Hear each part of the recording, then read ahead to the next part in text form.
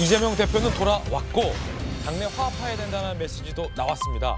대표적인 비명이었던 고민정 의원이 아유 다행이다 라고 안심하는 듯한 발언도 있었습니다. 일단 이재명 대표 이야기 들어보시죠.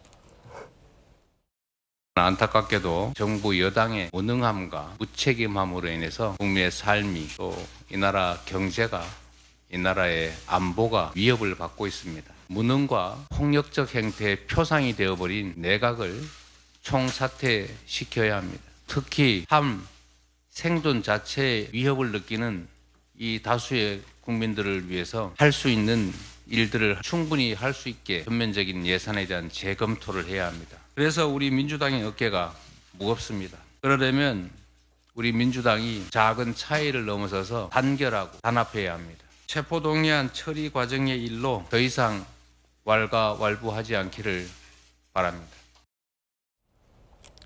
대표적으로 비명계 고민정 의원이 감사를 했습니다. 왜냐하면 지난달에 나 부교표 던졌는데 이런 말에도 안 믿어줄 거잖아요 라고 굉장히 마음고생을 한 것 같아요. 들어보시죠.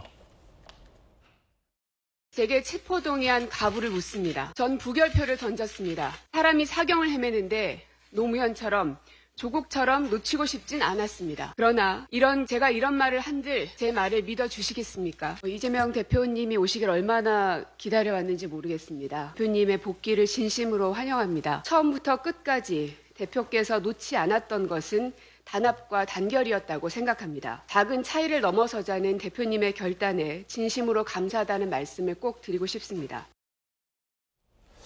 전 대표님 근데 추미애 전 법무부 장관이 고민정 의원 지역에 뭐 출마한다 뭐 이런 얘기도 있던데요. 원래 지역이었죠? 추미애 전 장관이. 원래 지역구였죠. 예. 그런데 저 20대 국회의원 선거, 21대 국회의원 선거 때 저희들이 이제 공천을 했는데 시스템 공천을 했습니다. 그러니까 네.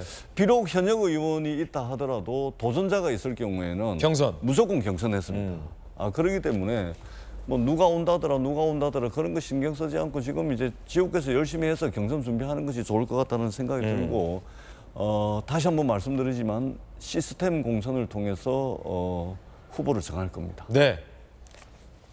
이제 당내에서는 사실 뭐 그 시스템이 완벽하냐라는 논란도 있습니다. 시스템으로 날릴 수도 있다 뭐 이런 비판도 있고. 근데 더욱더 엄격하게 공정하게 한다면 공정한 경선 결과가 나와야 했죠. 공정해야 맞죠. 비명계는 단결하자는 메시지에 의구심을 표명했습니다. 비명계 중진 의원. 말로만 제스처. 공천 과정에서 중립적 인사 보여주겠냐. 가능성 제로. 공천 학살의 두려움 못 믿겠다. 대표가 얼마나 의지를 갖고 행동으로 옮길지 회의를 표명하기도 했습니다. 왜냐하면 민주당 강성 지지자들은 대표가 단결을 강조해도 징계를 촉구하고 있습니다. 반개혁, 반민주적 사람들은 지지자들이 정리하겠다. 가결 오적 이런 말도 있어요. 가결 오적?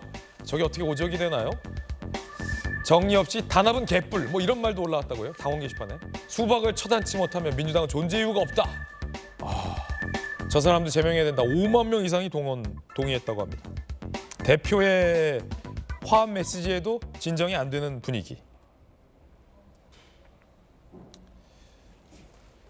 권칠승 의원의 발언도 준비되어 있는데 체포한 처리 과정에서 윤리심판원의 문제 실무적 검토 선행돼야 한다. 뭐 이런 얘기를 했습니다. 들어보시죠.